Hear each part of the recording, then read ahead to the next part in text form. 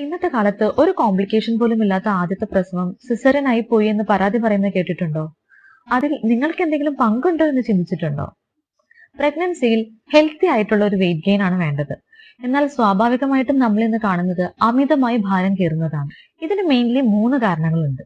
ആദ്യത്തെ പ്രഗ്നൻസി എന്നാൽ തന്നെ ഫാമിലിയിൽ നിന്ന് കിട്ടുന്ന ഒരു ഓവർ കെയറിങ്, ഫീഡിംഗ് കൂട്ടുന്നു, ബോഡി ആക്ടിവിറ്റി കുറയുന്നു, എടുക്കുന്ന ഫുഡിന്റെ അളവും തോതും അനുപാതവും തികച്ചും തെറ്റായി പോകുന്നു എന്നത് രണ്ടാമത്തെ കാര്യം.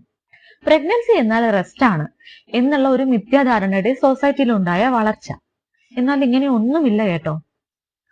അവനവന്റെ ശരീരഭാരം BMIക്ക് അനുസരിച്ചിട്ടുള്ള ഒരു വെയിറ്റ് ഗെയിൻ മാത്രമേ പ്രഗ്നൻസിയിൽ വരാൻ പാടുള്ളൂ. അതായത് അമിതവണ്ണമുള്ള ഒരു വ്യക്തി കേവലം 7 കിലോയാണ് കൂടേണ്ടത്. ഗർഭകാലത്ത് ആകെ എക്സ്ട്രാ വേണ്ടത് ഡെയിലി ഒരു 300 കിലോ കാലറിയാണ്. എന്നാൽ അതിനേക്കാൾ കൂടുതൽ സ്വാഭാവികമായും എടുക്കുന്ന വ്യക്തിക്ക് പ്രോട്ടീന് പകരം കാർബോഹൈഡ്രേറ്റും ഫാറ്റും കൂടിയ ഭക്ഷണം കൊടുക്കുന്നത് വഴി അമ്മയുടെയും കുഞ്ഞിന്റെയും വെയിറ്റ് കയറാനും പ്രഗ്നൻസിയിൽ ഷുഗർ വരാനും കാരണമാകുന്നു. അൺകോംപ്ലിക്കേറ്റഡ് പ്രഗ്നൻസി ഒരിക്കലും ഒരു റെസ്റ്റിംഗ് ടൈം അല്ല.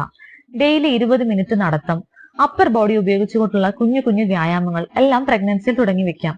ആദ്യമേ തന്നെ വർക്കൗട്ട്, യോഗ മുതലായ കാര്യങ്ങൾ ചെയ്യുന്നവർക്ക് അത് ധൈര്യമായി കണ്ടിന്യൂയും ചെയ്യാം.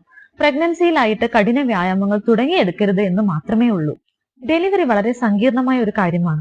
അത് എളുപ്പമാക്കാൻ 2 വഴിയേ ഉള്ളൂ. ഒന്ന്, ഒരു ആവറേജ് സൈസ് മാത്രമുള്ള ഒരു ഹെൽത്തി ബേബി, ഒരു 3 കിലോ വന്നോട്ടെ. 2, ഡെയിലി എക്സസൈസ് കാരണം അയഞ്ഞു കിടക്കുന്ന നല്ല ഫ്ലെക്സിബിൾ ആയിട്ടുള്ള ഇടുപ്പെല്ലും പേശികളും. അപ്പൊ ചുരുക്കത്തിൽ, കടിഞ്ഞൂലല്ലേ എന്നും കരുതി റെസ്റ്റും എടുത്ത് 3.5 കിലോയിൽ കൂടുതൽ ഭാരമുള്ള കുഞ്ഞിനെയും കൊണ്ട് ലേബർ റൂം കയറാതെ അല്പശ്രദ്ധ നിങ്ങൾക്ക് എടുക്കാമെങ്കിൽ നോർമൽ ഡെലിവറി റേറ്റ് ഇനിയും വർദ്ധിക്കില്ലേ? അതല്ലേ നമ്മൾക്ക് 2 പേർക്കും ആവശ്യം.